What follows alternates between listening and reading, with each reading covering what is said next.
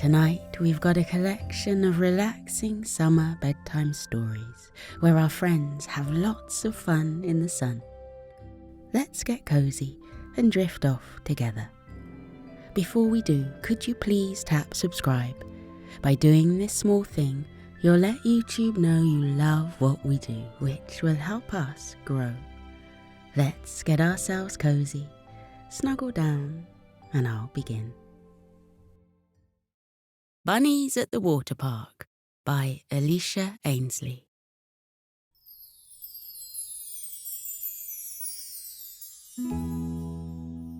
It was a bright and breezy Wednesday when Bertie and Bobby decided to take their trip to the Lazy Lagoon Waterpark. The bunnies were eager to visit from the first moment they laid eyes on one of the colourful posters. Bertie and Bobby had been practicing their butterfly strokes, doggy paddles, and backstrokes in the pool back home, all in preparation for visiting the water park. Now, the day had finally come. Bertie and Bobby packed their swimming bags with all that they would need. They packed swimming costumes and goggles, a towel each, and a pair of inflatable armbands just in case. Then, with their bags prepared, the little bunnies set off for the day out they had been dreaming of for weeks. As the huge entrance doors to the water park came into sight, Bobby said, "I'm so excited! Look, you can see the top of the Niagara Falls flume from here." Bertie looked in the direction Bobby was pointing. He could see the top of the tallest slide beyond the park gates, too. They could hear the laughter and delighted squeals of visitors already enjoying the water park. Bertie and Bobby couldn't wait to be one of them. They reached the front of the queue, paid for their tickets, slipped on their yellow rubber wristbands, and emerged through the gates into the Lazy Lagoon Water Park. Straight away, Bertie and Bobby audibly gasped. They couldn't help it. In front of them was a watery wonderland brimming with colour and the most sparkling turquoise waters they had ever seen. "Where do we even begin?" Bobby asked Bertie in awe. Bobby looked around and replied, "I think we start by getting dressed in the changing rooms. Afterwards, we definitely should head over to the water slides." Giddily, Bertie and Bobby hopped over to the changing rooms. Then, once they were wearing their swimming costumes and goggles, they put their bags and belongings in one of the lockers. Just before they closed the locker door, Bobby paused and pondered for a moment. He eventually said, "I think I'm going to put the armbands on to begin with. I still don't feel totally confident with my butterfly stroke, so I think I'll feel better with a little bit of help staying afloat." Bertie passed Bobby the armbands from the bag, and they blew them up together. With the inflated armbands happily on Bobby's upper arms, they closed the locker door and headed towards the slides. The little bunnies were ecstatic to see so many slides on offer. There was the tall and steep Niagara Falls flume, and the super windy water snake slide that coiled around on itself a dozen times. There was also a beaver raft ride that friends could go on together by sharing an inflatable raft, and another slide called the Mermaid Multi-Racer, with 4 separate bumpy lanes all positioned next to each other so that riders could race to the bottom. Every slide finished in a pool of water, refreshing riders with a cooling splash at the bottom. "Which one shall we go on first?" Bobby asked with wide eyes. Bertie pointed to the water snake slide and replied, "That one. I'll race you to the top." The eager bunnies were just about to hop off towards the slide when they spotted a tall lifeguard chair by the side of one of the swimming pools. Sitting in the chair was a polar bear wearing a red lifeguard hat and a whistle around the neck. The polar bear held a megaphone in case she needed to make any announcements. Bertie and Bobby smiled and waved at the lifeguard, and they waved back. "G'day, little bunnies," the lifeguard said cheerfully. "Are you looking forward to a day in the water park?" Bertie and Bobby replied that they were extremely excited, and they were going to start off by riding all of the slides. The polar bear responded, "Oh, good.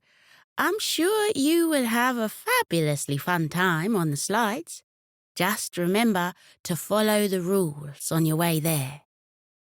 The lifeguard pointed to a big sign nearby which read, "No running, hopping, slithering, or fast crawling in the water park." Bertie and Bobby thanked the lifeguard and slowly hopped their way over to the water slides. The lifeguard was right. The floor was quite wet. It was a good job they had moved slowly. The bunnies hopped up the slide stairs and waited for their turn.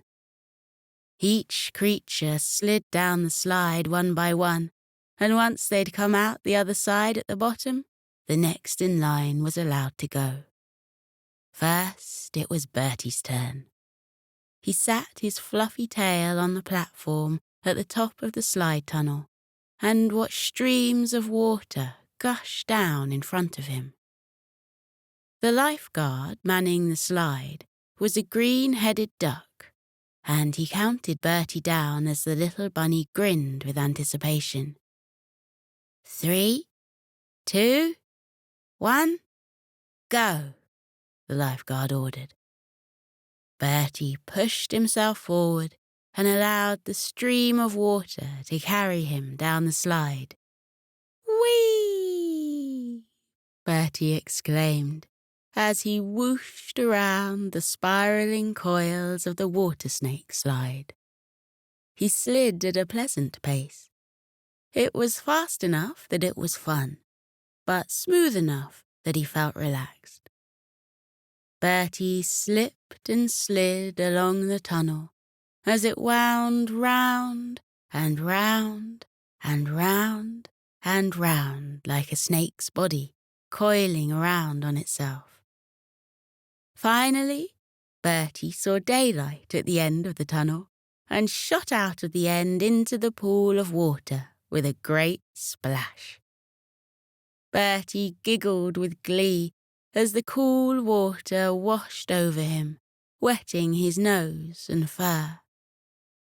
Droplets dripped from his whiskers as he turned to look back up to the top of the water slide and waved to Bobby. Bobby gazed down at his friend's happy face and waved back. He sat himself down on the platform and waited for the lifeguard to give him the go-ahead. The lifeguard counted 3, 2, 1, go. But Bobby stayed frozen in place. He couldn't move. The stream of water splashed against his furry feet as he stared down the long, winding tunnel. It seemed like a long way down. "Are you okay?" the lifeguard asked Bobby. The little bunny nodded, but his cautious face gave away what he was thinking. He was a little bit nervous. Bobby stood back up and peered over the wall again to see Bertie waiting patiently at the bottom. Bertie spotted his friend still standing at the top and called up, "Come on, Bobby, you can do it. It's so much fun." Bobby took a deep breath and counted to 5. He could do this. The cautious bunny sat back down on the slide's platform, and the lifeguard gave him a nod. "Whenever you're ready," the duck said. Bobby pushed his armbands up a little higher and secured his goggles over his eyes. Then he took a deep breath and pushed himself forward into the tunnel. "Wahoo!" Bobby cried as he sped down the water slide. It was even more fun than he had imagined. His little fuzzy body whizzed round and round the coils of the water slide until he reached the bottom and spotted Bertie waiting for him at the other end of the pool. Bertie cheered as Bobby splashed into the pool of water, and Bobby laughed with happiness. "That was great," Bobby declared. "Let's go again." Bertie and Bobby happily hopped back up to the top of the water snake slide to have another go before moving on to all the other slides. They raced each other down the mermaid multi-racer and shared a raft on the beaver raft ride. Only Bertie was brave enough to go on the steep Niagara Falls flume. Bobby watched his thrill-seeking friend from the bottom and cheered him on as he plummeted at great speed down the tallest water slide in the park. Once at the bottom, Bertie emerged from the Niagara Falls flume absolutely drenched, with his goggles full of water. He took off his goggles and shook them out whilst Bobby applauded him for his bravery. "That was brilliant, Bertie," Bobby congratulated him. "Maybe one day I'll be as brave as you and ride that slide." Bertie smiled and replied, "I'm sure you will. But for now, shall we go relax in the wave pool? I'm feeling a bit tired after all that excitement." Bobby eagerly nodded his head, and the two friends left the slides to seek out an area of the water park that was a little less adventurous. The two bunnies reached the wave pool and climbed down the ladder into its tranquil waters. Other creatures were already swimming around in there, lying on their backs and enjoying being carried by the peaceful, bobbing waves. Bertie and Bobby followed suit and laid on their backs to gaze up at the sky. The sound of the water filled their minds, blocking everything else out. The water in this pool lapped to and fro with gentle waves that lifted their little bodies up and down, steadily, over and over again. "Ah," Bobby sighed. "This is definitely more relaxing than riding the water slides. I feel like I could stay here all day." Bertie just about made out what Bobby said through the muffled, watery sounds in his ears, and sighed in agreement. "You can't stay here all day," an unfamiliar voice piped up out of the blue. "Have you been on the surfing simulator yet? That ride is the best." Bertie and Bobby sat up straight in the water and came face to face with a smooth-sailing dolphin. The dolphin bobbed in the water effortlessly as she spoke to them. What is a surfing simulator?" Bobby asked curiously. The dolphin's eyes glistened as she explained. "It is a unique sort of swimming pool that makes big surfable waves. You have to keep your balance on a surfboard while the waves rush at you. It's a great way to practice if you want to go surfing in real life." Bertie's long bunny ears twitched with intrigue. This surfing simulator sounded very cool. He asked the dolphin, "Have you ever been surfing before?" The dolphin rolled her eyes and said that she went surfing all the time. She especially loved riding the waves around Hawaii. They were some of the most beautiful, bluest waters she'd ever seen. Although she didn't need a surfboard to ride the waves, she just used her own smooth stomach. Bertie turned to Bobby eagerly and asked if they could go find the surfing simulator next. Bobby lazily bobbed in the wave pool and answered, "I feel like I'm already surfing the waves, right now." The dolphin giggled and responded, "No way, little bun. The waves you surf on are way better than these." Bertie and Bobby allowed themselves a few more minutes to enjoy the tranquility of the wave pool before climbing out and heading across the water park to find the surfing simulator. As they hopped along, looking around for signs of the special ride, they passed several different swimming pools with sprinklers, waterfalls, and games galore. There was something for everyone here at the water park. They also passed snack stands and ice cream shops at which visitors could refresh and re-energize themselves. Bertie and Bobby decided to buy a bottle of water and an ice lolly each to keep themselves hydrated on this warm day. With their snacks devoured, they set back off in search of their ride. But on the way, there was something else that caught their eye. Bobby suddenly stopped in his tracks and gasped. "Bertie," he whispered, "look over there. It's Barbie, the bunnycorn."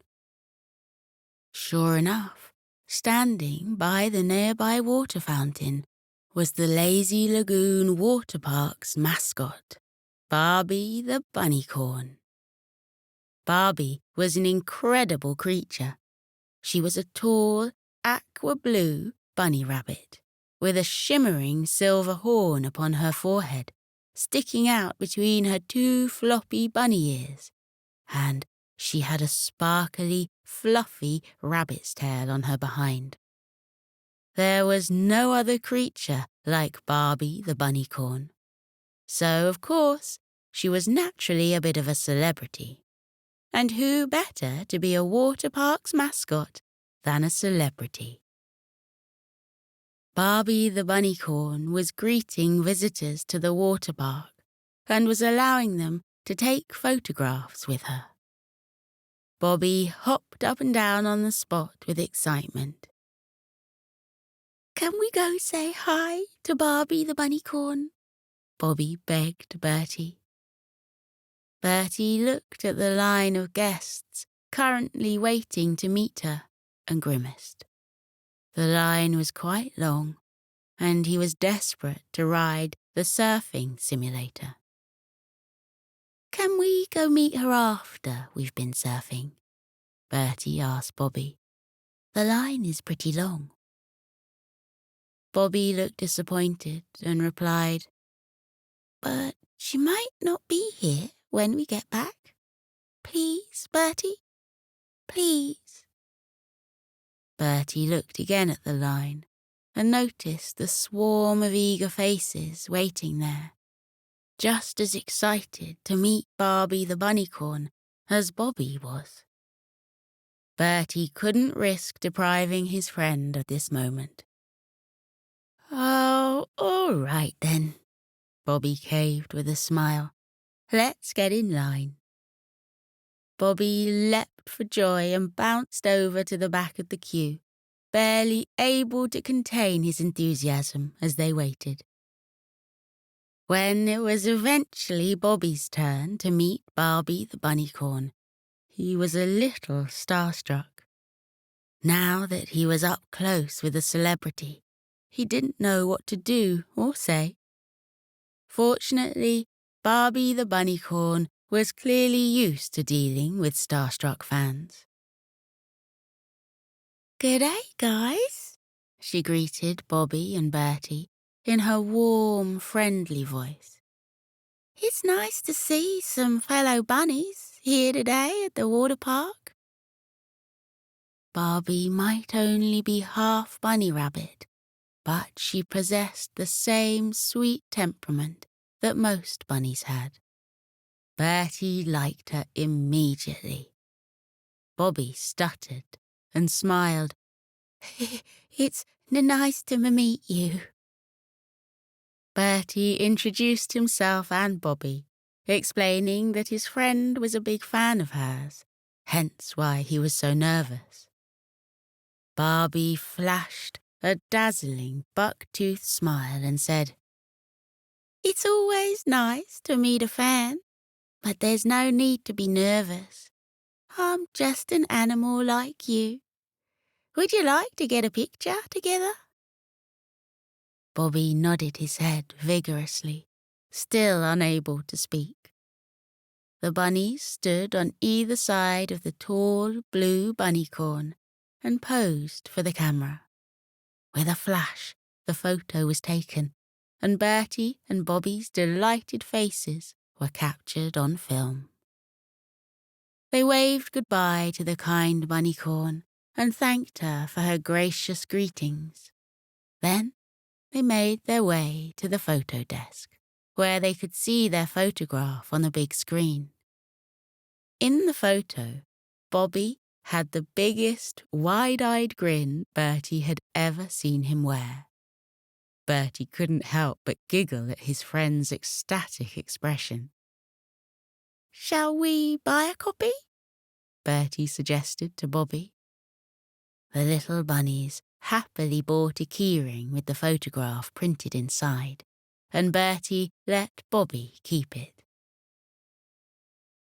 "I think you will treasure this more than me," he said to his friend, and Bobby gratefully accepted it. He certainly would treasure this keyring for a long time. Now that Bobby had enjoyed his special treat, meeting Barbie the bunnycorn, it was time to do what Bertie had been waiting to do, and that was riding the surfing simulator. They found the surfing simulator in the middle of the park. It was slightly different from all the other attractions they had seen. It was a small pool with very shallow water, and only one visitor could be in it at a time. Inside the pool was a lone surfboard, which creatures took turns to ride. Bertie and Bobby watched a jolly orange-beaked puffin ride the surfboard first, followed by a black bear, followed by a tiny newt. It seemed that creatures great and small wanted to try their hand at surfing. While rolling waves of water splashed against and beneath the lone surfboard, the Waterpark guests tried their best to stay upright on it. Some creatures chose to lie down on their fronts to begin with, while others went straight for standing up. Spectators watched from the sidelines, patiently waiting for their own turns, or just simply enjoying the show. Bertie was keen to have a go of his own. The little bunny stood patiently in line and watched every creature before him ride the waves. He noticed that the best way to stand on the board was in a sideways stance, with your arms held out to help steady your balance. By the time it was Bertie's turn, he had picked up a few tips. The little bunny made his way over to the surfboard, while Bobby watched from the sidelines. He planted his two big bunny feet on the board in a sideways stance and held out his arms in preparation. The waves started to roll in. He took a deep breath in through his nose and focused. As the waves hit, the surfboard tilted and rocked, and Bertie tried to keep his balance. All the spectators cheered him on as he battled to stay upright, and the sound of the supportive crowd helped him feel more confident. If Bertie ever wanted to have a chance of riding the cool blue waves of Hawaii like the dolphin had, then he needed to prove that he could keep upright on his board. The motivated bunny repositioned his body as he navigated the waves, and, to his surprise, surfing was easier than he thought it would be. When his turn was over, the spectators clapped and Bertie grinned from ear to ear. He was really proud of himself for staying upright the whole time. Bobby waved to Bertie and declared that he wanted to have a go next. Seeing Bertie do so well inspired Bobby to be brave and have a go too. The bunny friends hopped back into line and waited for the chance to go again. Bertie and Bobby loved the surfing simulator so much that they had several turns each. Every time they finished their go, they dashed back into line to wait to go again. By the time they decided to call it a day on their surfing experience, the bunnies felt confident that they could head to Hawaii next and ride the waves there. As they walked away from the surfing simulator in search of the next thing to do, Bertie yawned and stretched his little bunny arms high above his head.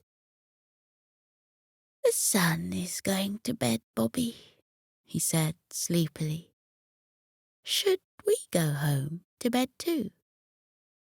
But Bobby had one more thing in mind for their trip to the water park. "We can't go just yet, Bertie," he whispered. "There's one last thing on our list. The lazy lagoon." He pointed to the entrance of the lazy river ride, and Bertie smiled. "Of course," he replied. "We can't go without riding the lazy lagoon." As it turned out, the lazy lagoon was the perfect place to be as the sun set and the stars came out. Bertie and Bobby boarded an inflatable donut ring each and floated down the lazy lagoon without a care in the world. The slow current of the lazy river carried them along and guided them around the winding routes of the Waterpark's lagoon. The water was gentle and calm, and the bunnies' inflatables glided gracefully and smoothly along the water's surface. The sides of the lagoon were decorated with big-leaved, tropical green plants and bushes. Tree branches overhung the edges of the riverbanks and dangled delicate pink blossom flowers overhead. Bertie and Bobby reclined and watched the stars appear in the sky above, one by one. The orange sunset sky soon faded away to leave behind inky blue, and the moon, slowly but surely, rose up high in the air. Bertie let out another yawn and placed his hands behind his head. "This is wonderful," he gushed sleepily. "I could float here all night." Bobby let out a little yawn in response. "Ooh, me too," he agreed, watching the twinkling stars overhead beam and wink. It had been a perfect day at the water park, but Bertie and Bobby had to admit that this was their favourite part. Against the backdrop of the moonlit sky, the little bunnies floated along the lazy lagoon, peacefully and happily. The steady current carried them along the river, weaving round and round the watery paradise. The little bunnies never wanted to get off their floats. They didn't want this blissful ride to end. So they simply allowed the water to continuously carry them round and round, round and around beneath the starry sky. This is Turtle Island by Luke Prendergast.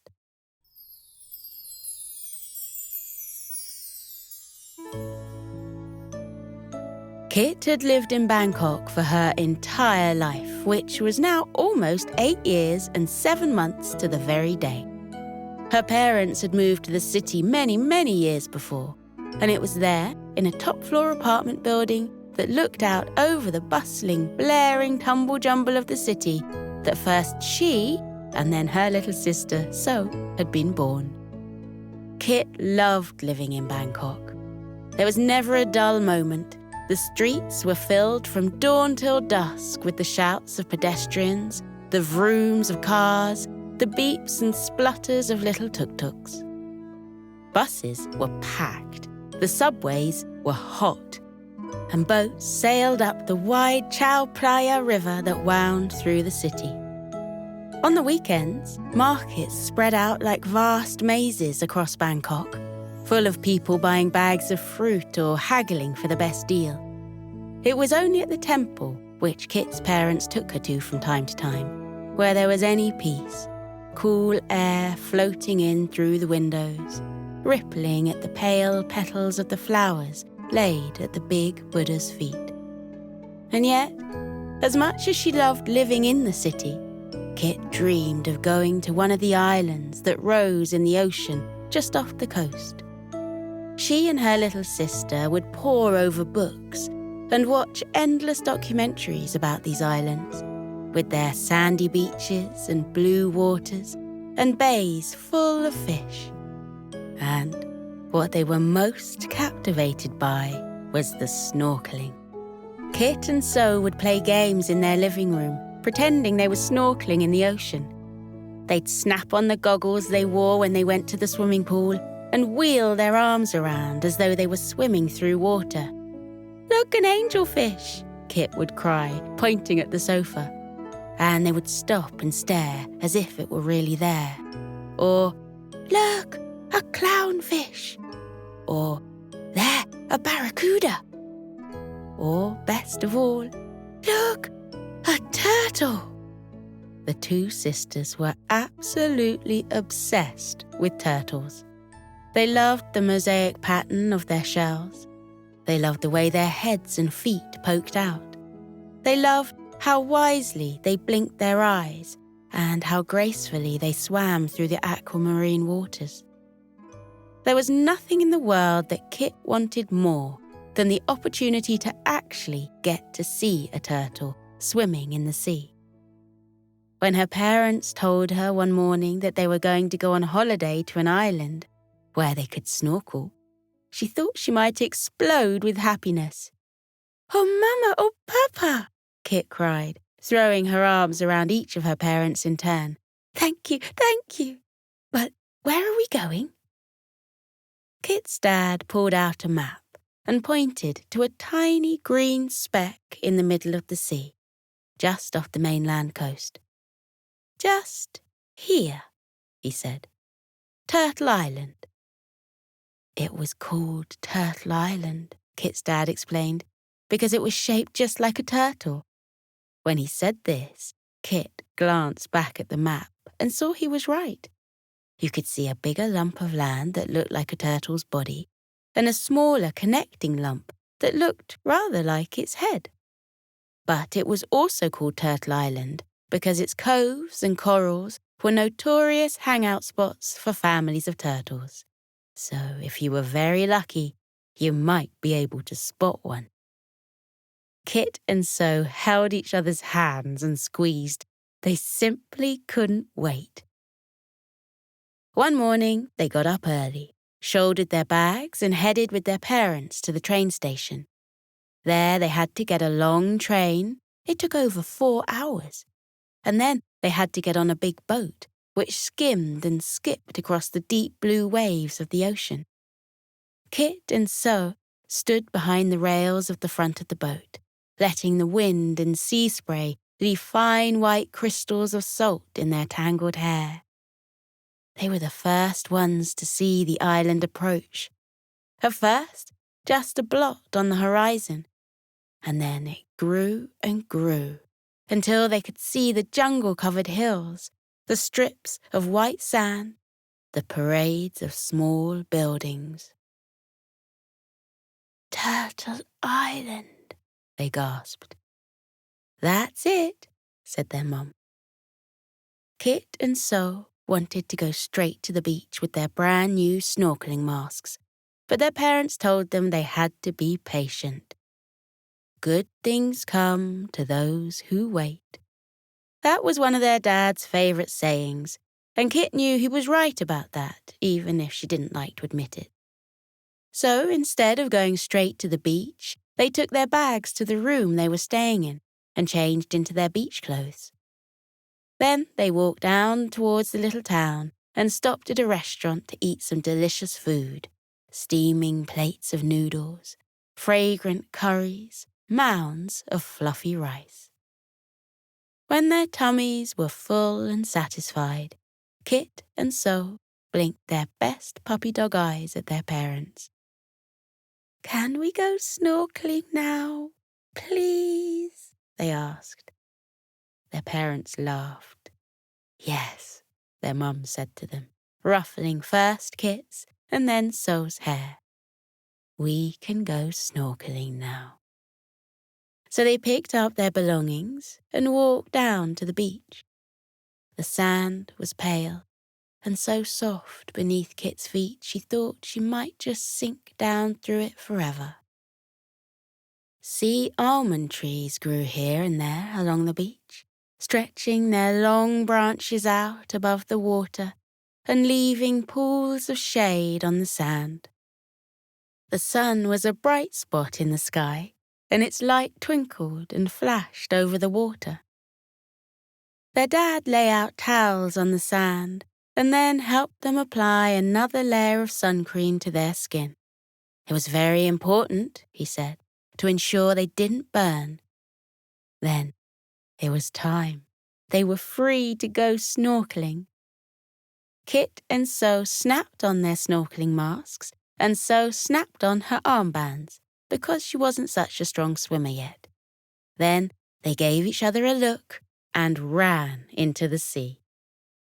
The water was warm as a bath and splish-splashed around their knees as they ran.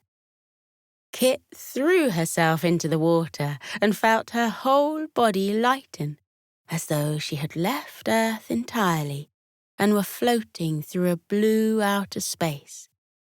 Even sounds disappeared, replaced with the gargle of the ocean. And she had to turn around to see that So had dived in behind her. Kit motioned with her hand. "Come on, let's go." Together they swam further out to sea. Below them, Kit could see how the sand gradually fell away from them, as though they were swimming down a slope. Big beige and grey rocks lay half buried in the seabed, and once she even saw a bright red crab scuttle out from behind one rock and disappear behind another. And then the seashell gave way to coral. The coral grew out beneath them like a magical, alien underwater forest. At first, it looked like pale rock, but when you looked closer, you could see it was teeming with life. Orange and pink and purple flowers opened and closed all over it. Bubbles collected on its surface and rose to fizz up through the water. And the ocean was full of fish. Fish of every imaginable colour swam around, playing in the coral. Fish striped black and white like a zebra. Bright blue fish squashed fat as a plate. And long, flat fish with pointy pinprick noses.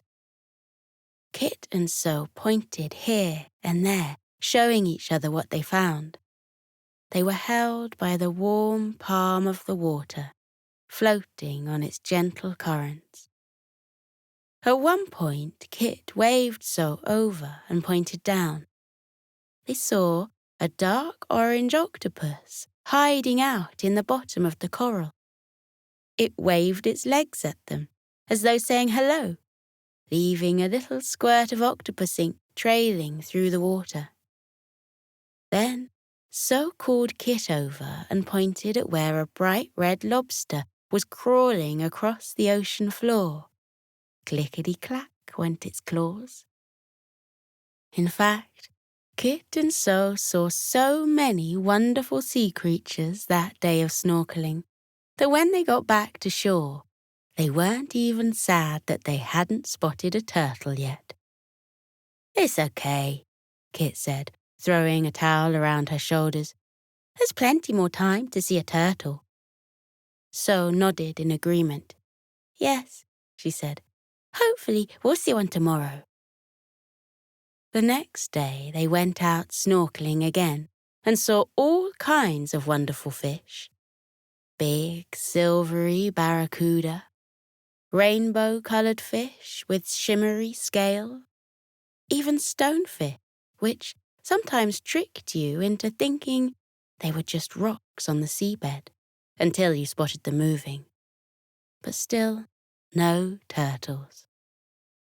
That evening, while having dinner, Kit and So told their parents that they were afraid that they might leave Turtle Island without ever having seen a turtle.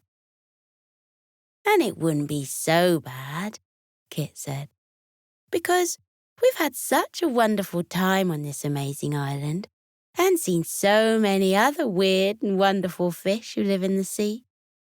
But we really do wish that we could see a turtle, because turtles are our favourites." "Well," said her mother, giving her a loving smile, "perhaps you'll have better luck tomorrow." Tomorrow was their last day on Turtle Island, so Kit and So got up especially early to make the most of the time they had left. They made sandcastles on the beach. They drank coconut water straight out of coconuts. And for lunch, they ate mangoes with sweet, sticky rice, which they bought from a stall right next to the beach. And, of course, they went snorkeling. They swam and swam and swam, dazzled by the sun-touched water and all the marine life that flourished beneath its surface. They floated through shoals of tiny fish.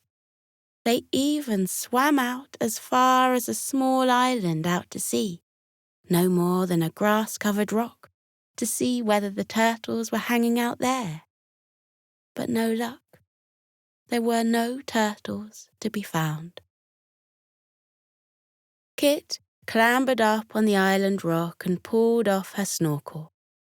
So hoisted herself out of the water too and sat beside Kit. They were both breathing heavily from the swim, water dripping off their hair and onto the rock beneath them. In front of them, they could see the beach they'd swam from. Their parents, two small figures, watching carefully from the shore. Oh dear, So harumphed. We're not going to see a turtle, are we? Kit shook her head. I don't think so, she said. I really thought we were going to see one today, So said. So did I, Kit agreed. But we've seen many other things, haven't we? We should be happy about that. And they were happy. Both of them were happy and grateful for that. But that didn't change the fact that they were still disappointed about not having seen a turtle. Both of those things could be true. And Kit was just about to say something just to that effect when the strangest thing happened. The rock they sat on began to move. At first, Kit wasn't sure if she just imagined it. She glanced at So, but there was a look on her face mirroring Kit's own that told her that she'd not imagined it. The rock had definitely moved. And then it did it again. It tipped slightly to the side, and then it seemed to slide forwards through the water, like it wasn't grown out of the earth but floating on top of the water. So gave Kit a puzzled look. Is this rock alive? She asked. Then, as if for an answer, out of the rock right by their feet emerged a big head. The head turned itself round to look at them, blinking at them with big, wise, kindly eyes. And then Kit understood. They were sitting on the back of a giant turtle. Whoa, whispered So. Whoa to you too, said the turtle. Kit almost jumped. You're a giant turtle, she said. And you can talk? Oh, yeah, replied the turtle with a smile. Is that a surprise? You're a tiny human, and yet I see that you can talk, too. Kit smiled at that. Her initial shock was beginning to fade, and in its place bubbled up a joyous excitement. Finally, they were seeing a turtle. And even better than that, they were seeing a giant talking turtle. She couldn't believe her luck. Do you have a name? Kit asked the turtle. And the turtle replied, Oh, I sure do. My name is Ivan. And what's your name? Kit introduced herself, and so did So. Then Kit apologized for climbing up on Ivan the turtle's back. Oh, it's no problem at all, said Ivan. I looked just like a little island, so how are you to know? In fact, I only popped my head out of my shell because I heard you two saying how disappointed you were that you hadn't seen a turtle here on Turtle Island yet. And when I hear something like that, well, I just can't let anyone down. Say, he added, would you like to take a tour of the ocean with me? You can stay sitting up there on my back, and I can show you all sorts of wondrous things that live here in the ocean. Oh, yes, please, cried So. We certainly would, Kit agreed. But we'll have to ask our parents first. Ivan said, Of course you must. Otherwise they'd worry. And with that, he began to swim gracefully towards the shore, bearing them on his back. Their parents looked a little startled to see them riding on top of a giant turtle. But Kit and So gave them big beaming smiles and waves to let them know that all was okay. They explained to their parents that Ivan the friendly turtle wanted to take them on a little tour of the ocean, and could they go, please? There's nothing to worry about, Ivan assured their parents. I've known these waters for almost 120 years. They'll be very safe with me. Their parents gave their permission, and Ivan turned around and swam back out to sea. You're 120 years old? So asked him, in a voice full of wonder. Almost, said the turtle. And that's not even very old for a giant turtle like me. We can live a very long time indeed. Now, are you ready? Kit and So nodded. They were ready. Okay then, said Ivan. Hold on tight. And suddenly they were sailing swifter and swifter through the water. The breeze blew through their hair, dragging it in dancing tendrils around their cheeks. Water sprayed up from around the edges of Ivan's shell, sending a fine, salty mist around Kit and So's faces. It reminded Kit of being on the boat from the mainland, but 100 million times better, because now they were alone in the middle of the great ocean on the back of a magical giant turtle. Just to let you know, Ivan said, we have some friends arriving. And a few moments later, a flying fish jumped out of the water and soared straight over them. Then another and another, until a whole shoal of flying fish, sparkling and glittering in the sun, arced over them like a rainbow. So giggled as a swash of watery droplets landed on her face. She reached up to try and touch one as they flew overhead, but they were too nifty for her. They just shook their tails cheekily and hopped right out of her way. Then Ivan asked them if they fancied taking a dip under the water. Yes, please, Ivan, they said. Deep breaths then, both of you, Ivan said. Kit and So breathed in until their entire chests and tummies were full of air. They gave Ivan a thumbs up, and then, in a flash and a splash, they were diving down, down, down beneath the sea. Ivan was such a strong swimmer that they moved through the water like a bird in flight.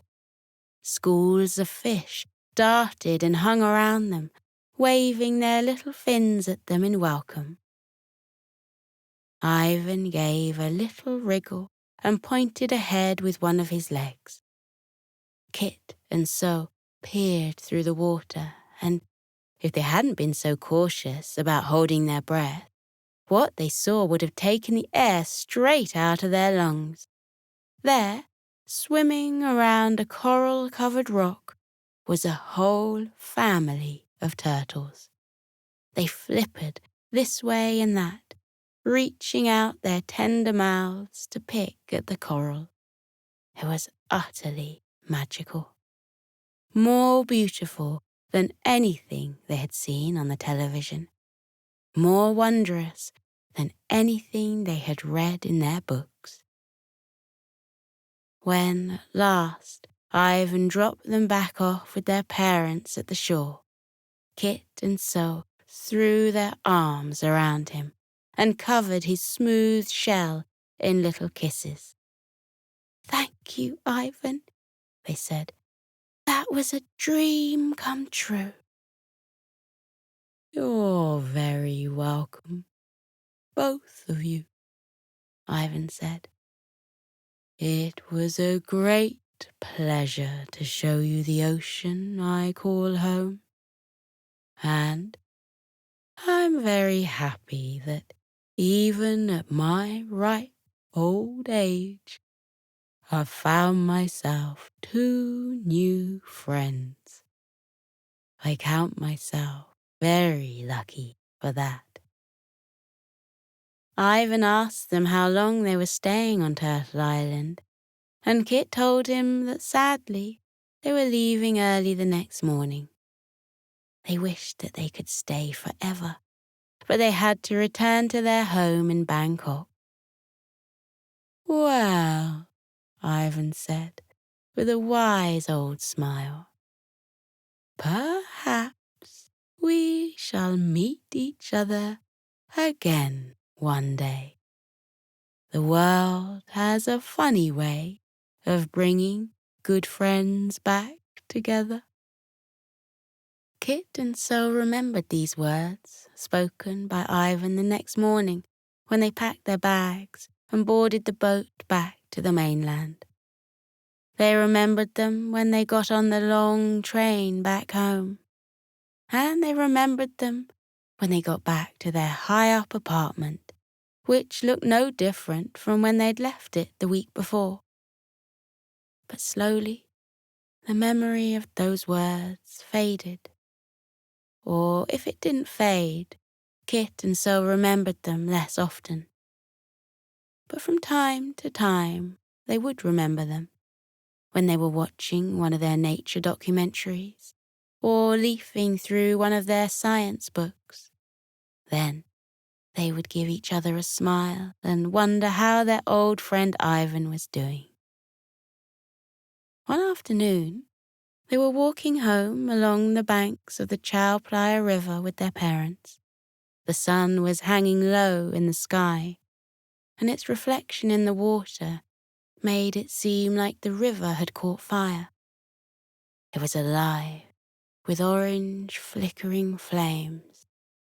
Ivan and his words were far from their mind. They were busy instead talking about what they wanted for supper. Kit wanted a delicious Penang curry, but So was more in the mood for noodles. Then their father pointed his long, wrinkly finger out to the river and said, "Hold on a minute. What's that?" Kit followed where he pointed and couldn't believe her eyes. She took So's hand and went over to the railings by the side of the river. She peered closer.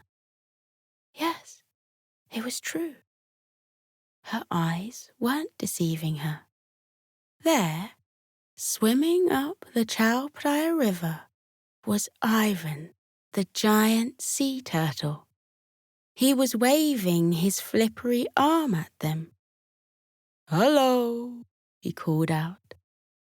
He had swum all the way from Turtle Island just to visit them.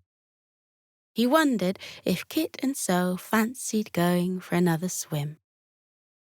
Kit and So looked at their parents, their eyes full of hope. Ivan had come to visit them.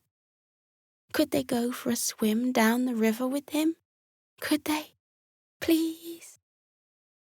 Their mother looked over at Ivan, who was bobbing peacefully in the water. She gave Kit and So a big smile and stroked their hair. "Go on then," she said, "but not for too long. Then perhaps you could invite Ivan around for supper. What do you think?" "We think that sounds perfect," it said. And then, not waiting a moment longer, they went down into the river to meet their wise old friend. This is Koko Celebrates Midsummer by Sarah Kate Howarth.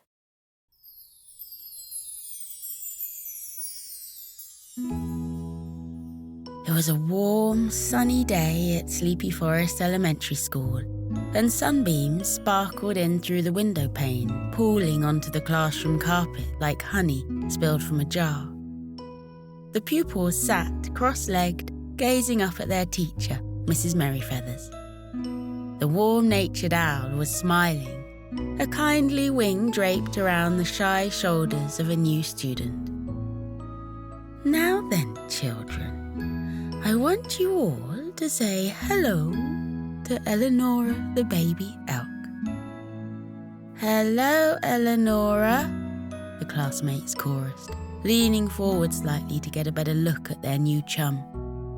Many of them have never met an elk before, but she looked like a little silky moose. Eleanora is brand new to Sleepy Forest, so you must all do your very best to make her feel welcome. She's come ever such a long way. Why don't you tell the class where you've moved from, Eleanora? Eleanora smiled nervously and wrinkled her velvet nose. Her pointy ears stood high up on her delicate head, twitching this way and that as she glanced around the classroom. Her eyes gleamed a deep mahogany brown, and her caramel coat was speckled with flecks of cream. As she stood in front of the blackboard, her knees trembled a little, and she shifted about on her hooves hesitantly. From the front row, Koko smiled up at Eleanora encouragingly. It sure was scary starting a brand new school, where you didn't know anybody. He wanted to make sure she knew it would all be okay. Eleanora caught sight of Koko's warm gaze and immediately felt better. He looked friendly and kind. Her heart stopped fluttering like a flustered flamingo, and she took a deep breath of cool air. I've moved from Sweden, she announced. Oh, breathed Prickles the hedgehog. I've always wanted to go to Sweden.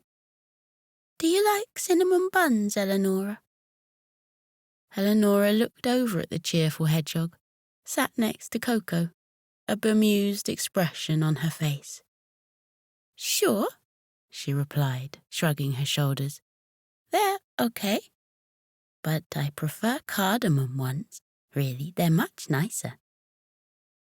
Prickles' mouth puckered into the shape of a polo mint. He'd never even heard of a cardamom bun. Eleanora was obviously very stylish indeed. Oh, yes, me too, he mumbled, hoping he sounded convincing. Much nicer. Mrs. Merryfeathers smiled and gestured to her pupils to make room on the carpet for their new classmate.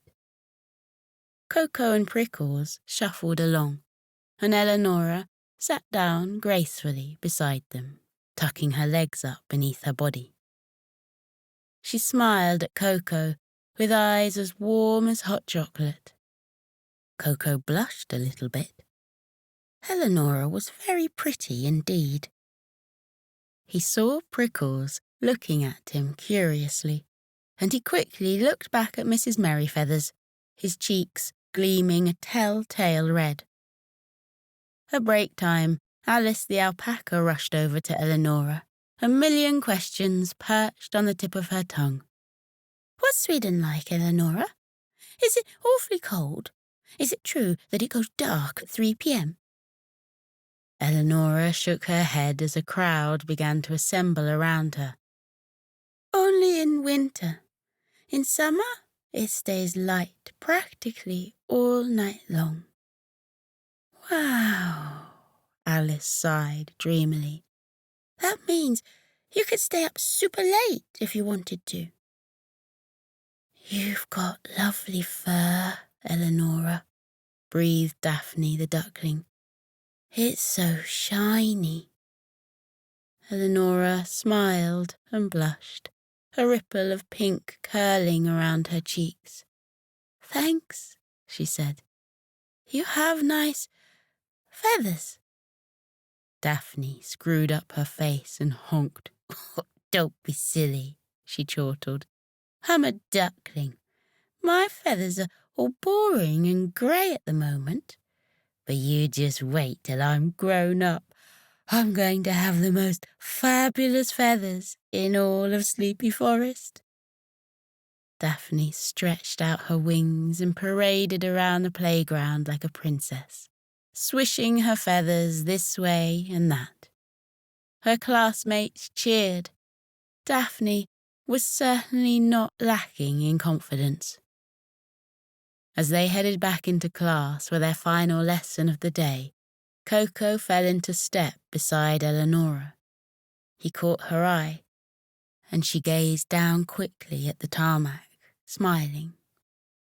He opened his mouth, but found his tongue was all dry, and what's more, he couldn't think of a single thing to say.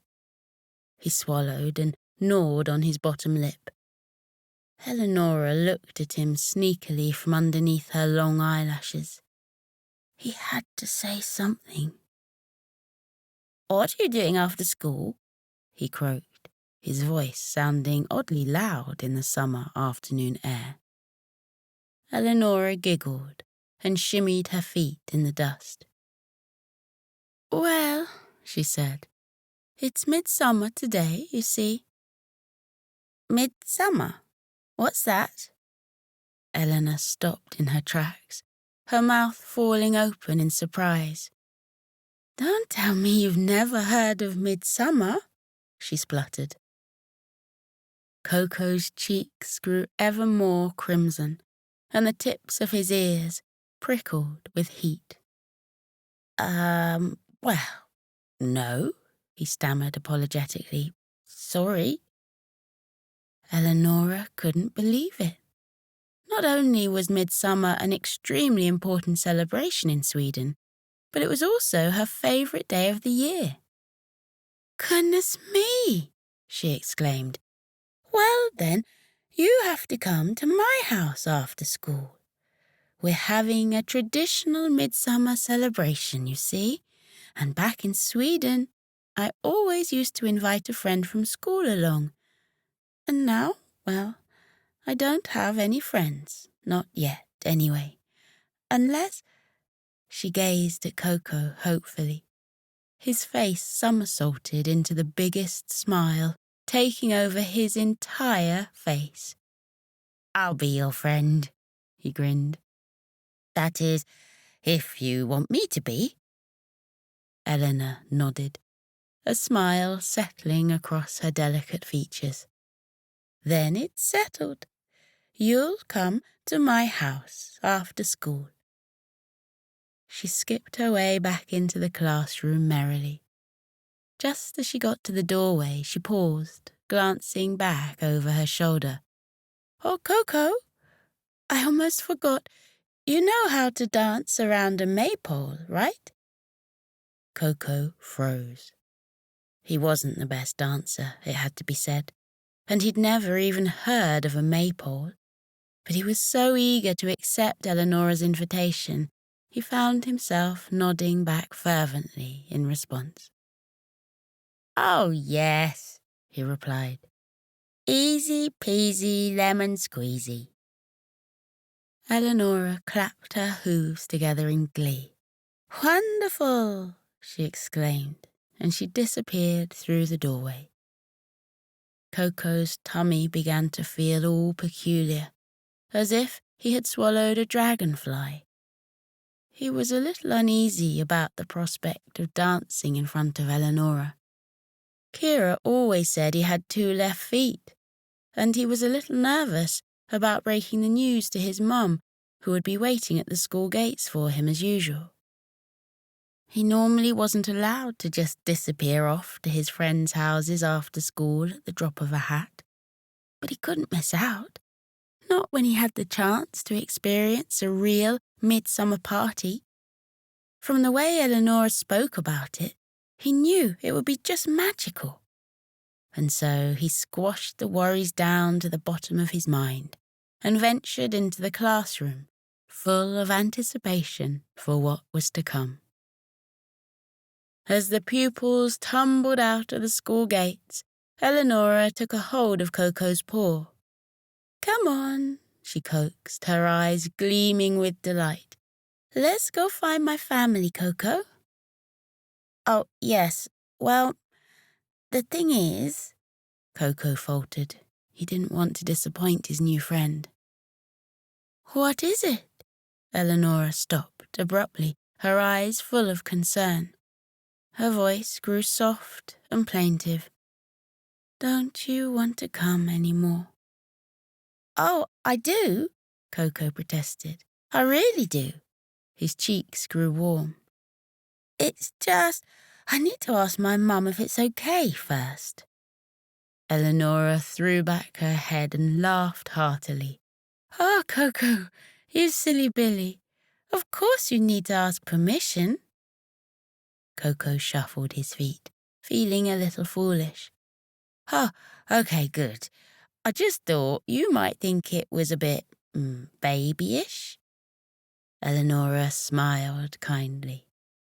"Let's go find our parents and introduce them. I'm sure that will make your mum feel less worried." Koko beamed. That sounded like a wonderful plan. "Okay, Eleanor," he chirped.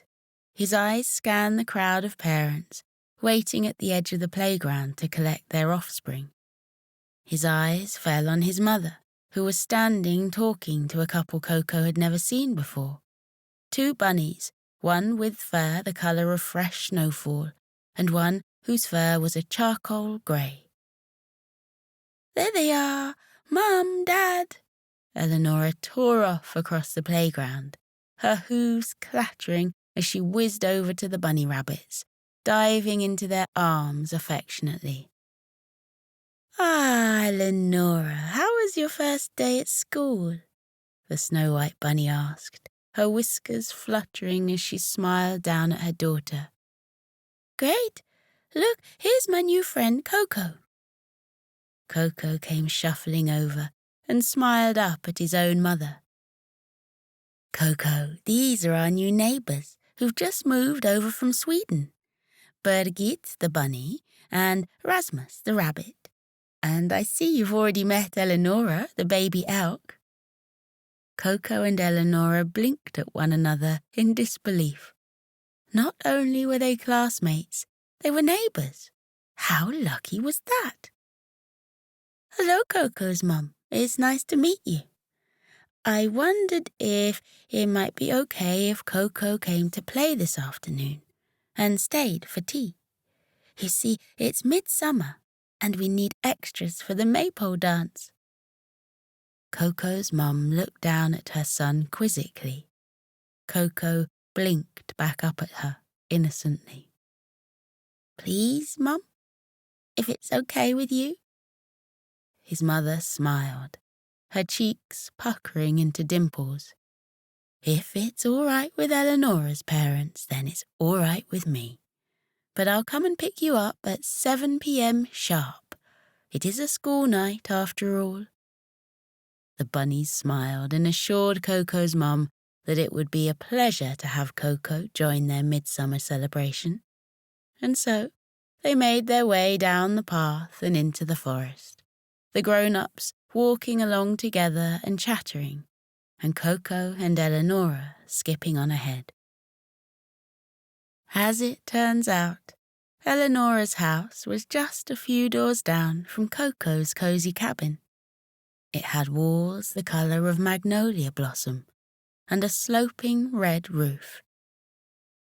"Here we are," announced Birgit cheerfully, swinging open the little wooden gate and revealing a front garden bursting with wildflowers in full bloom. "Come on in, Koko." Koko looked up at his mother, and she nodded encouragingly. "I'll bring Kira along to pick you up later. Enjoy yourself, Koko." "Who's Kira?" Eleanor asked inquisitively. "She's my baby sister," explained Koko, his voice growing warm and affectionate, the way it always did when he spoke about his younger sibling. Eleonora smiled. "You're so lucky, Koko. I've always wanted a sister. I can't wait to meet her." Koko's heart wriggled inside his chest, full of contentment. "Bye, Mum," he called, following Eleonora down the garden path, amidst the brightly coloured dahlias and gigantic sunflowers that lined the way. Rasmus hopped up onto the front porch and smiled down at the children. "Are you all ready for some midsummer magic?" he teased, his eyes full of promises. "Yes," they called. Birgit sprang forwards to join her husband and beckoned them in closer. "First up, we need to dress the maypole." Eleonora gave an excited little squeak. "That means we need armfuls and armfuls of foliage. Wild ferns, leaves, branches, blossoms and flowers, you name it. Let's all take a basket and gather as much as we can carry from the forest floor." Birgit handed Koko a little wicker basket with a blue bow on the front of it. He smiled, his favourite colour. Meanwhile, Eleonora had scooped up hers with a ribbon the colour of Satsuma's trailing from the handle. "Is orange your favourite colour, Eleonora?" Koko asked, following her down the path and out into the fringes of the forest. Eleonora nodded. "Yep, it reminds me of the sunset." Koko smiled. What a lovely image. Amber, apricot and mandarin sunbeams settling on the horizon in a sizzling haze. But there was no time to lose to daydreaming. Eleonora was already casting an eager eye across the forest floor, scooping bilberry branches and bundles of blossom into her basket.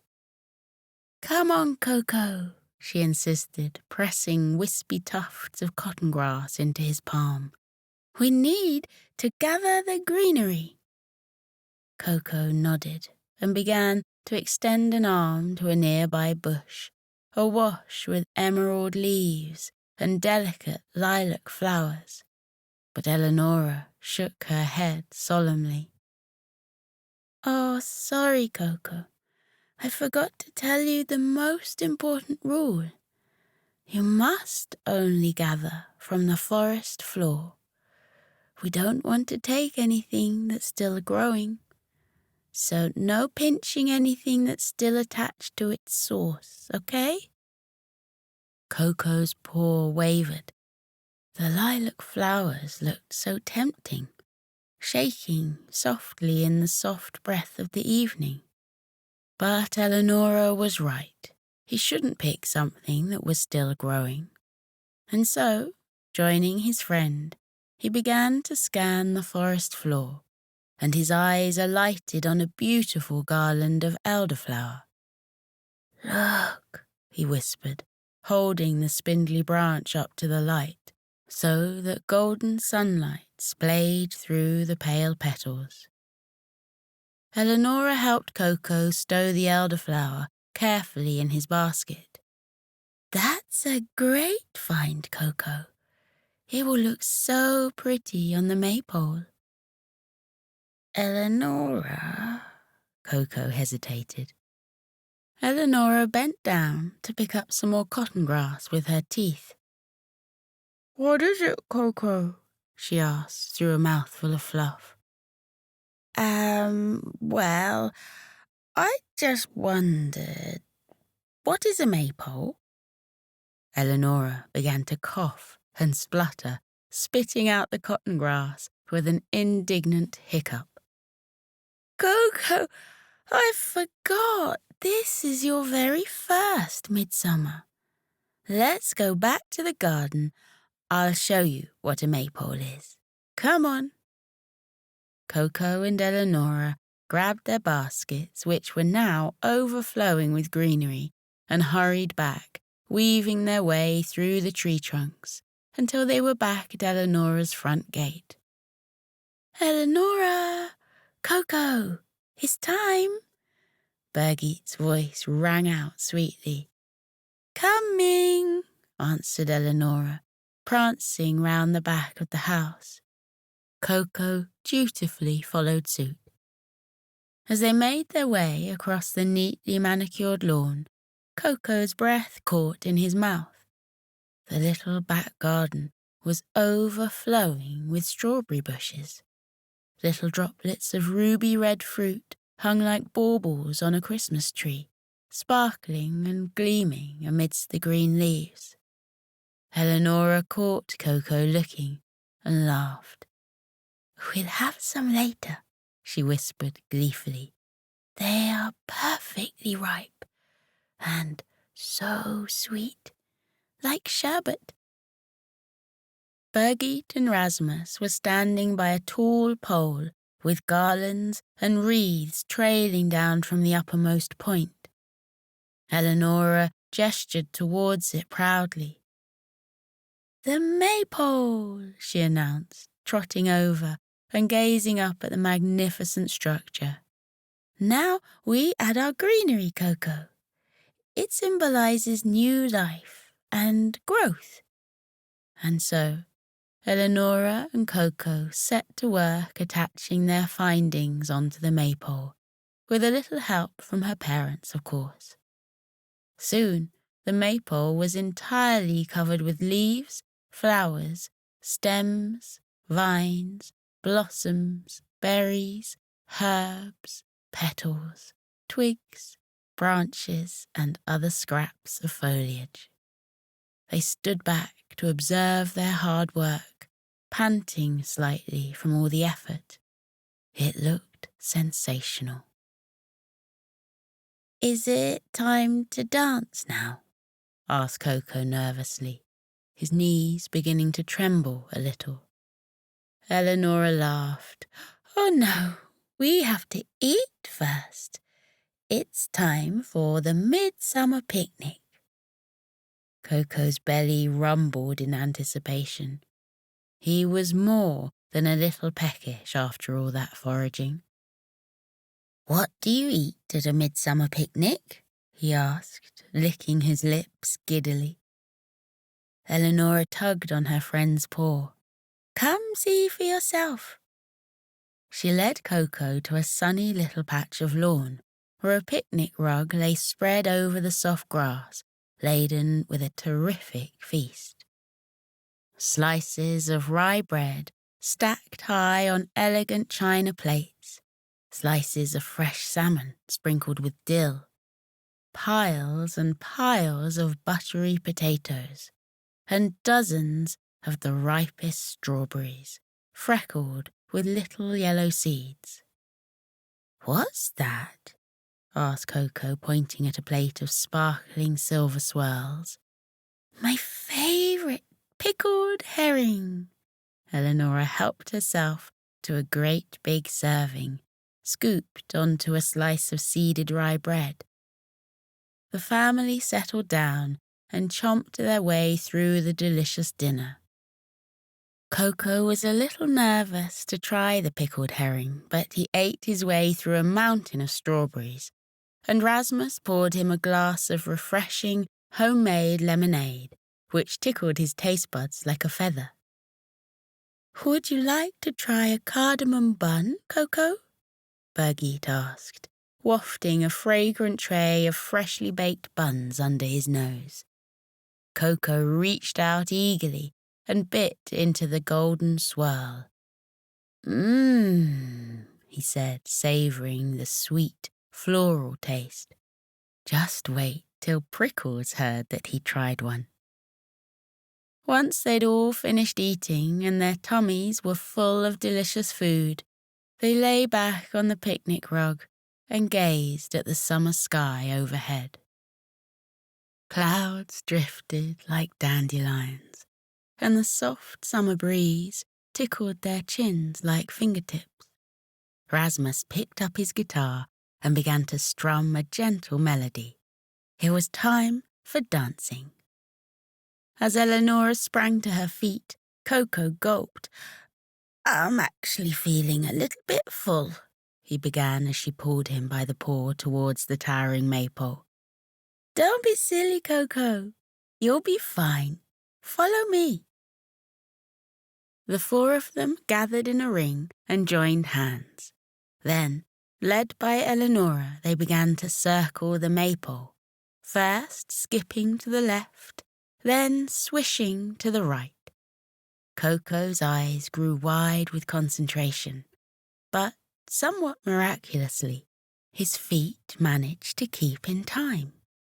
He was tipping and tapping his way along, just like the others, without missing a beat. "You're a natural," laughed Eleanor, twirling under his arm like a ballerina. He whirled around and around the marvelous maypole as the family sang a gentle, lilting folk song together.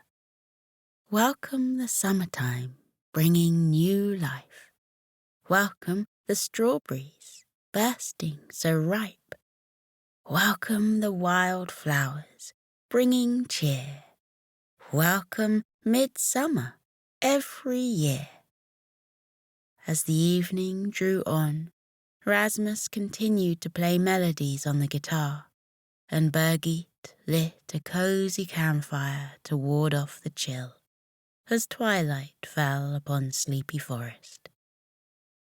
Eleanor gathered a long branch from the leftover piles of foliage, and the two of them took it in turns to toast marshmallows in the glowing embers of the fire.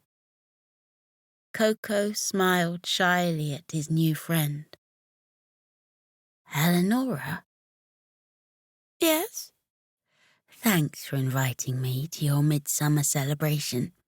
I've had the most magical time." Eleanor beamed. "You're welcome, Koko. You were the perfect dance partner. I'm so glad you could join us." She yawned, her eyelids flickering as the bonfire burned by their feet.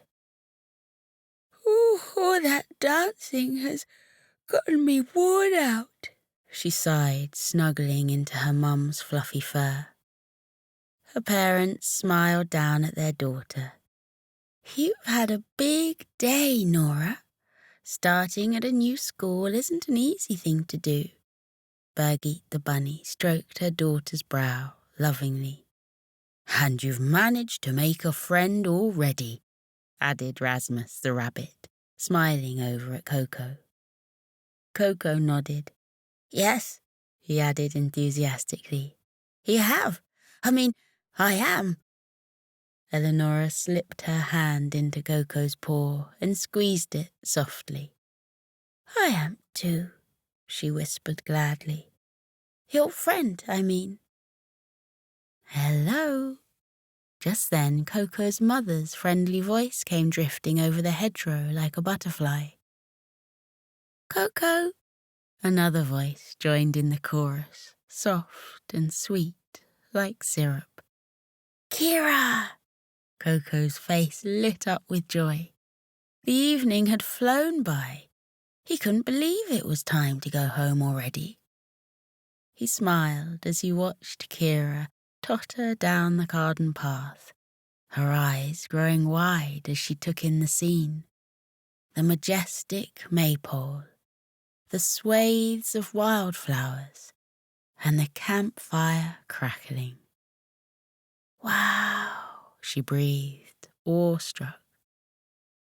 "Hello, Kira," Eleanor murmured sleepily. "I'm Eleanor. I just moved here from Sweden. Koko's told me all about you. You'll have to come and play next time, too." Kira's eyes sparkled with delight. "I'd love to," she breathed. "Come on, you two," their mother called. "It's getting late, and Eleanor looks ever so tired." It was true. Eleanor was tucked tightly into her mother's side, basking in the warmth of the fireside, her eyes drooping drowsily. "Bye, Eleanor," said Koko. "Thanks for having me," he added, nodding politely at Eleanor's parents. "I loved the midsummer party, the maypole, the dancing, the picnic." He yawned dozily. "Come on, sleepyhead. Time to get you all tucked up." Koko took a hold of Kira's paw, and they slowly made their way back up the garden path. Kira looked up at her big brother inquisitively. "What's a maypole, Koko?" "Just you wait, Kira. Let's get into our pajamas and brush our teeth, then I'll tell you all about it once we're tucked up in bed. I promise." Meanwhile, the flames of the campfire grew tame and subdued. Moonlight spilled into the night sky, showering the maypole with sparkling silver sheets and signalling the end of a magical midsummer evening.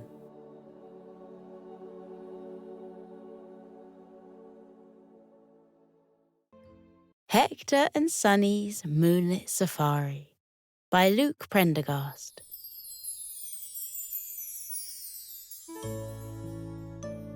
Several months had passed since Hector the Golden Retriever and Sunny the Spaniel had gone on holiday to New York City.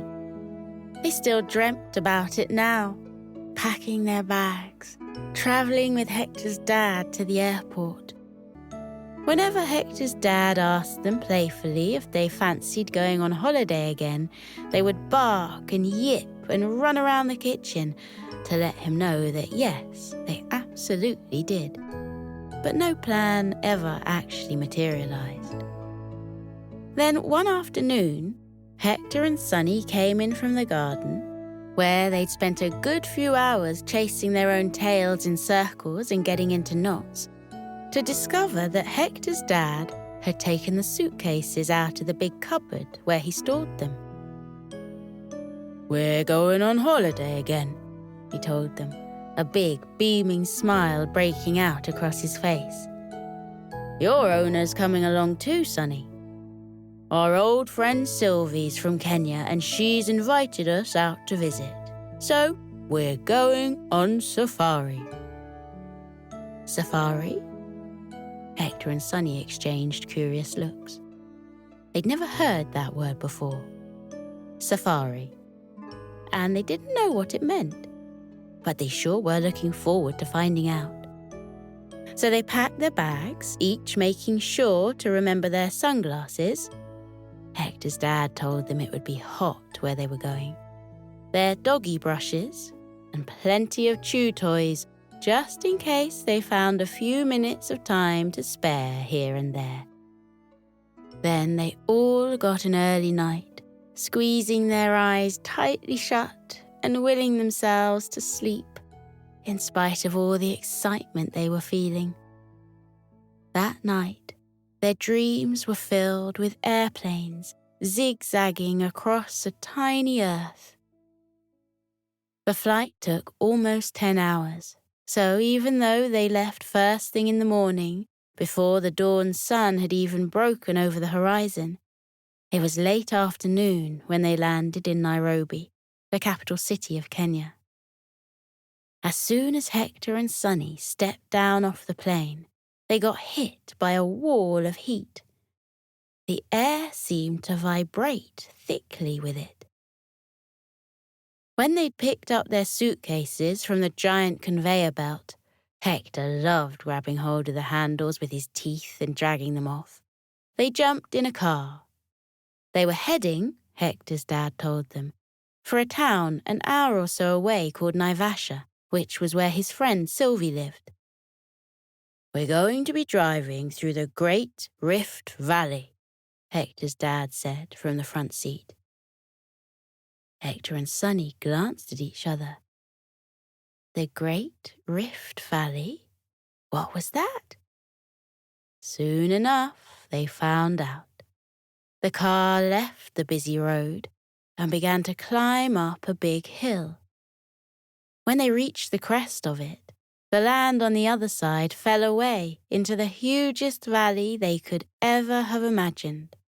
For miles and miles and miles, as far as the eye could see, green savanna unrolled beside them, punctuated here and there by solitary mountains, flat-topped hills, clumps of trees.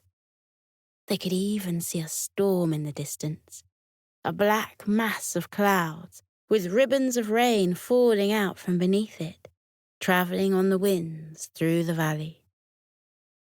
The Great Rift Valley, Sunny's mum told them, was created millions of years ago, when tectonic plates deep beneath the Earth's surface rumbled and drifted apart.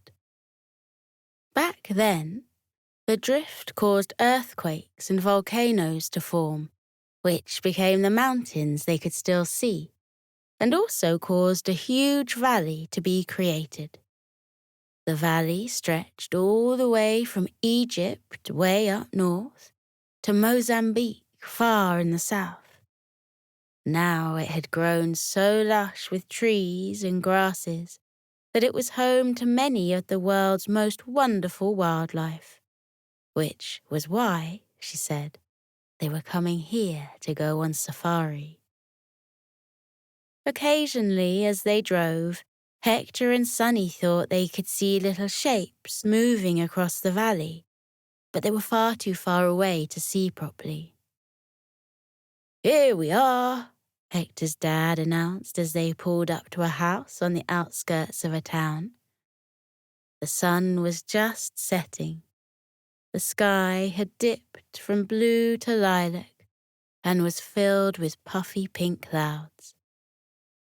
When Hector and Sunny hopped out of the car, they could hear the sounds of insects buzzing in the big leafy trees that sprung up around the house. Just then, a woman in blue jeans and white t-shirt stepped out of the house. This must be their friend, Sylvie. She gave Sunny's mum and Hector's dad a big hug, and then, from behind her, stepped a creature that neither Hector nor Sunny had ever seen before. She looked kind of like a weasel, they supposed, or an otter, except she walked on her two back legs. "Hello," she said, giving the dogs a wave. "I'm Mira, the meerkat. I live here with Sylvie. You two must be Hector and Sunny." Hector and Sunny told Mira it was good to meet her, and Mira replied that it was nice to meet them, too. Their owners had already climbed the steps to the veranda that circled Sylvie's house. The two of them stepped inside, and the door hung open behind them. But instead of following them inside, Mira the meerkat gave the two dogs a big grin. "I know it's almost night-time," she said, "but I was wondering if, as it's your first evening in Kenya, you two wanted to join me on a little bit of an adventure." Both Hector and Sunny's ears pricked. Neither of them could ever resist the suggestion of an adventure. What kind of adventure?" Sunny asked. "Have you ever heard of Lake Naivasha?" Mira asked. Sunny shook her head and looked at Hector inquisitively. He shook his head too. "No," they said. "What's that?" "Lake Naivasha is what gives its name to this town. It's a huge lake, as big as a sea, and it's not very far away. We can take a walk there. There are so many wonderful things to see and cool animals to meet, so, she concluded, with a little wink and a twitch of her nose. What do you say? Hector and Sunny answered in a flash. We say yes. Mira clicked her fingers, and time froze for their owners. That way they wouldn't even notice that they were gone. It seemed Mira had a little bit of magic around her.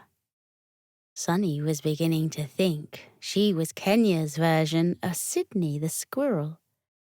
Mira beckoned the two dogs with her little black paw. This way, she said. Hector and Sunny followed Mira through some dense hedges until they broke out into a big field on the other side.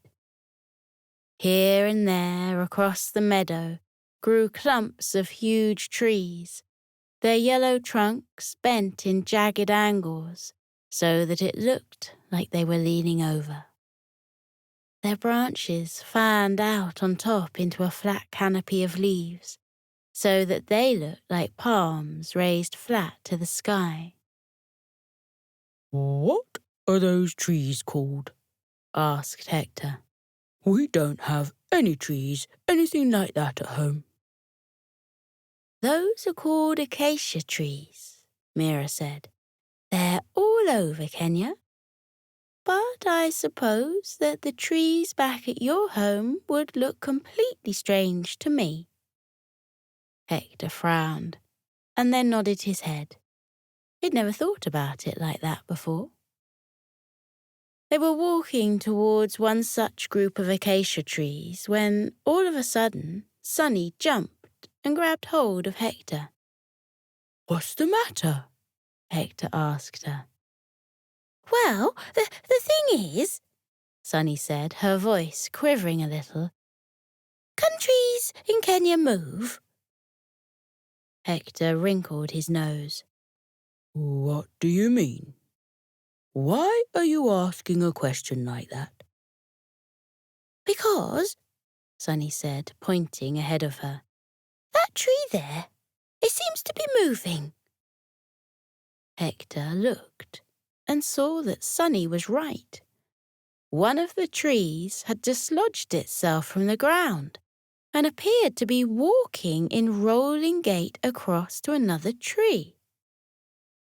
Beside them, Mira the meerkat descended into ripples of laughter. No, she said. That's not a tree. That's a giraffe. But you're right, she added. From a distance, their long necks and brown and yellow coat do make them look a bit like acacia trees. Sunny, who had recovered herself, gave a little smile. That's some good camouflage, she said. Can we go and meet the giraffe? We sure can, said Mira. Mira led them up to the giraffe, who was now stretching his long neck to pluck some leaves from the acacia tree. Mira cleared her throat and said, Hey there, Twigger. From way, way up high, the giraffe looked down at the noise. He continued to chew the leaf he'd plucked from the tree, his jaw swinging back and forth. Then he took a big gulp. Hector thought he could see the leaf travel all the way down the giraffe's long neck and began to speak to them. Oh, hello, Mira. I didn't see you all the way down there. I guess my eyesight isn't quite as good as it used to be. Mira pointed up at the sky. Or it's just getting dark, she said. Twigger the giraffe blinked at the sky, then nodded at her. You're right. That must be it. And who are these two? He asked, now blinking at Hector and Sunny. These are my new pals from England, Mira explained. Hector and Sunny. Hector and Sunny introduced themselves to Twiga and told him that they'd never met a giraffe before on all of their exciting travels. Twiga told them that he'd never met dogs like them before either. Jackals, yes, and spotted hyenas, but never any dogs with coats such as gleaming and golden as theirs. This made Hector and Sunny both feel very chuffed indeed. Then Twiga looked up into the acacia tree and sighed. Oh, I'm trying to reach that leaf, he said, but I just can't get it. And as though to demonstrate, the extra tall giraffe went up on the tips of his hooves and stretched his long neck as long as it would go and stuck his long, rough tongue out as far as he could. But still, he could not reach the leaf. Twiga gave a big sigh. See? Hector gave a little yip. We can help you with that, he said. You can? Asked Twiga. And then Hector explained how once upon a time he and Sunny had gone on an adventure to the Amazon rainforest, where they'd met a friendly jaguar called Claws, and Claws had taught them how to climb trees, which was usually the kind of thing only cats and not dogs could do. Look, said Hector, and he extended the claws of his foot, and in a moment he'd climbed all the way up the acacia tree, plucked the succulent-looking leaf from the branch, and dropped it into Twiga's open mouth. Wow, said Twiga as Hector resumed his place back on solid ground. Thank you. You're very welcome, Hector said. Mira told Twiga that she was going to show Hector and Sunny the lake before true darkness fell, and so they waved goodbye to the giraffe and went on their way. The sky had faded from lilac to a deep dark blue, and the cicadas were making their chirruping sounds all around them. They walked through the meadow where herds of impala and antelope with their beautiful curved horns folded their legs and laid their heads down to rest for the night. They passed a couple of zebras who swished their tails to say hello. Then, at last, they saw it, the lake. Mira was right. It was huge. A broad, glittering disk of water in which the purple clouds were reflected and wobbled back and forth. All along the water's edge, small trees bowed down as if to drink from the surface. And in the distance, far away on the other side of the lake, they could see the dark silhouettes of mountains. Welcome to Lake Naivasha, Mira said.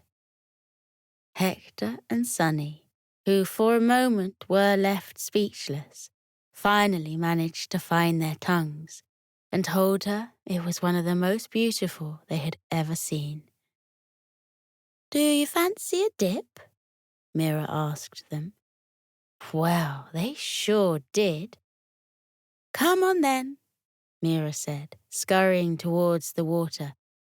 Just watch out for any hippos. Hippos? Sunny repeated. Just then, a noise came from the water. A huge, dark shape was rising out of the surface. They could see big nostrils, grey skin, and 2 little beady eyes. It was a humongous hippopotamus. The hippo gave a big snort, which sprayed water up into the air, and then yawned a big yawn, showing them all its huge set of teeth. "Yup," said Mira, laughing. "Hippos. They can be pretty grumpy," she explained, "so it's best not to get in their way. Come this way." Mira led them along the lakeside, away from where the hippo was bathing in the muddy shallows. "Here's good," she said, and then she performed a graceful little dive and slipped beneath the surface of the silvery water. It didn't take Hector and Sunny long to follow after, and soon enough they were all swimming and splashing about in Lake Naivasha. Mira showed them how she liked to dive down and run her fingers through the dense reeds that grew at the bottom of the lake, and Hector and Sunny taught her their favourite swimming stroke, doggy paddle. At last they simply lay on their backs, floating on the warm water, looking up at the stars twinkling in the sky. The moon was out now, a milky crescent moon that looked like a smile, and which spilled its light down onto the water, so it seemed that the lake had been transformed into liquid silver. It was so utterly tranquil, with the strange sounds of unknown birds twittering and cooing unseen in the trees, and the water lapping gently against the shore, that Hector and Sunny began to feel very tired indeed. "Come on then, you two," Mira said as she heard the dogs begin to yawn. "Time to get you back home and to bed." They clambered out of Lake Naivasha, shook the water off their coats, and headed back the way they came. It was almost completely dark now. The acacia trees were shadowy shapes that only appeared when you got near them, and every now and then they'd come across a sleeping herd of animals, and they'd have to creep around them very carefully indeed. Finally, they reached the end of the meadow where they could pass back through to Sylvie's house. But just as they were passing beneath an acacia tree, they heard a low, growling voice. "Well, good evening there." Hector, Sunny, and Mira looked up into the acacia tree and were a little surprised to see a huge cat lying on one of the branches, with its long tail hanging down and curling into a little point. "Well, hello, Lyra," Mira said. "I didn't see you there."